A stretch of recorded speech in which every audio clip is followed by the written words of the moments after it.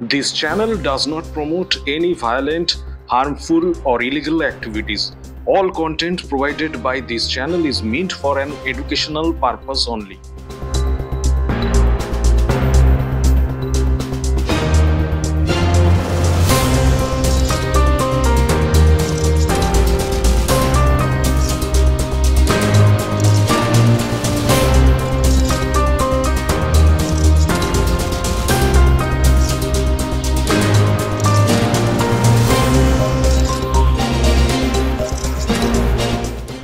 আসলে গতকালকে আমাদের ডিজিটাল মিডিয়ার একজন সাংবাদিক রশিদ আমার পাশে দাঁড়িয়ে রয়েছে। গতকালকে সে ব্রিজের খবর করতে গিয়ে আক্রান্ত হয়।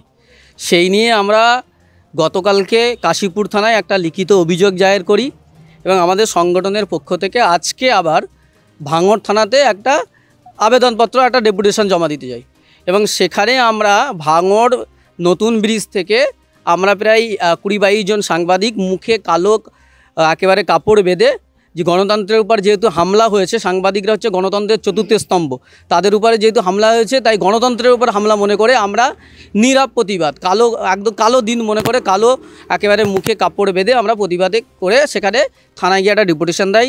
থানা আমাদের ডেপুটেশন গ্রহণ করে। আমরা থানা আমাদের কথা দেয় যে যারা এই ঘটনায় যুক্ত তাদের বিরুদ্ধে ব্যবস্থা নেওয়া হবে। এবার থানা থেকে যেই বেরিয়ে আসছি ভাঙড় থানায়, একদম থানার সামনে কয়েকজন দুষ্কৃতী ছিল যাদের নাম হচ্ছে আহসান মোল্লা, রাজ্জাক খান, আসান, মোদাসের মোল্লা, রাজু পোদ্দার সহ আরও অনেকজন, প্রায় 20-25 জন। সেই সময় আমরা যখন ডেপুটেশন দিয়ে বার হই তখন আমাদের একদম থানার গেটের সামনে আমাদের উপর আক্রমণ চলে।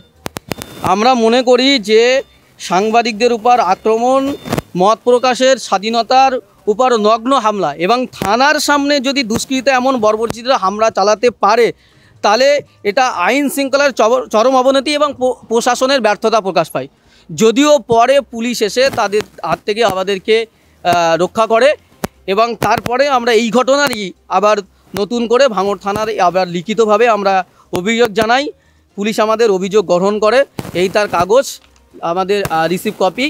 এবং পুলিশ যেহেতু এখনও দুষ্কৃতীরা সেই থানার আশপাশে ঘুরে বেড়াচ্ছে, সেজন্য পুলিশ আমাদেরকে ভাঙড় থানা থেকে আমাদের ভাঙড় 2 নম্বর ব্লক এই বিডিও অফিসের পর্যন্ত আমাদেরকে রেস্কিউ করে আমাদেরকে সেফ জোনে বার করে দেন।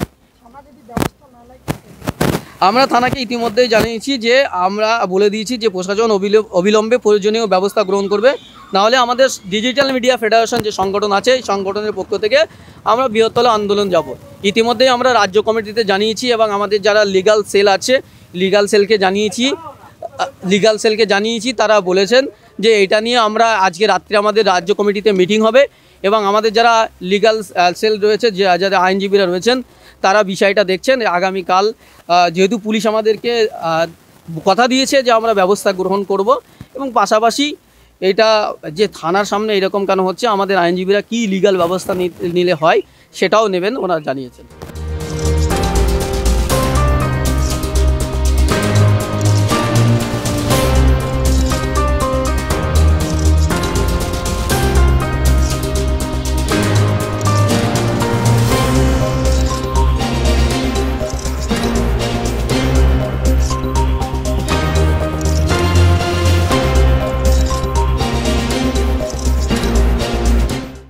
আমাদের ভিডিও ভালো লাগলে লাইক এবং শেয়ার করুন। কমেন্ট সেকশনে গিয়ে জানান আপনাদের মতামত।